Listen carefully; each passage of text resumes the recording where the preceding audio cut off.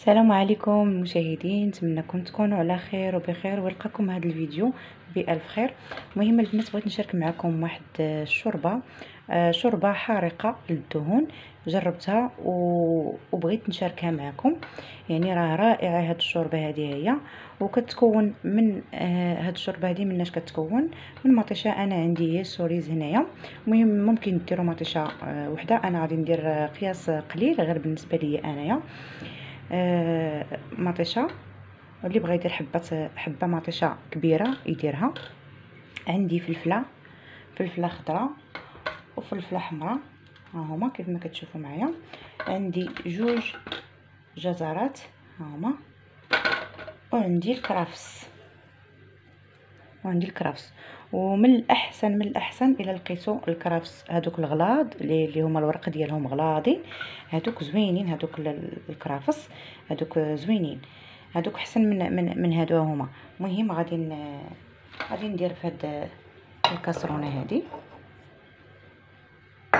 انا غير غنقطع عشوائي لان هاد الشوربه غادي تطحن. صافي غنقطع الكرافس.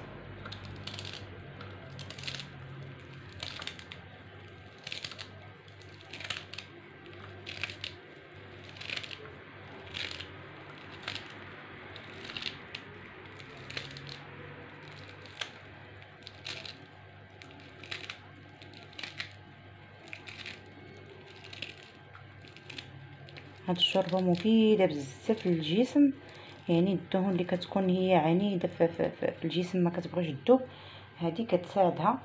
ماشي زعما كتذوبها، كتساعد.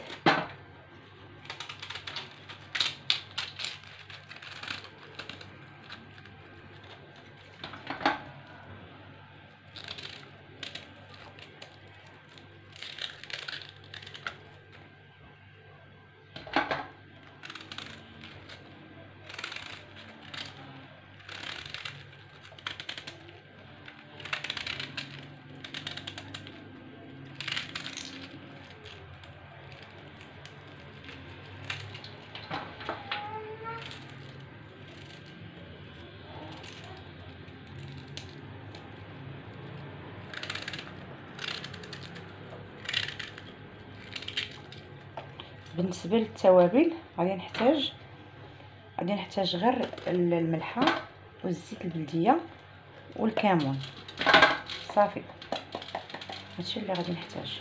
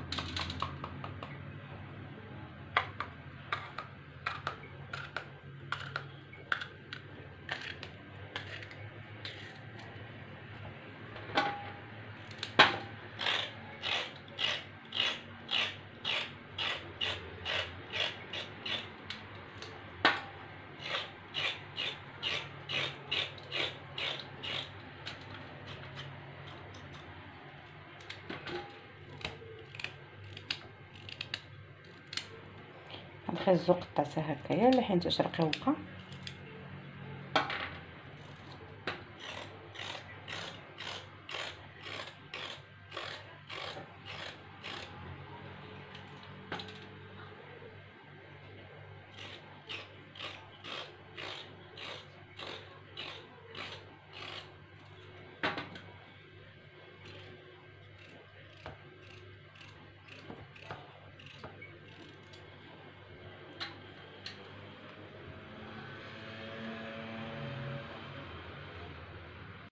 غادي نضيف الزيت البلديه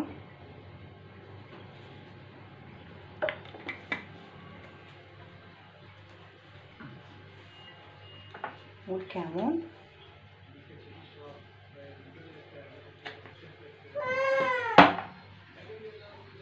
والملحه.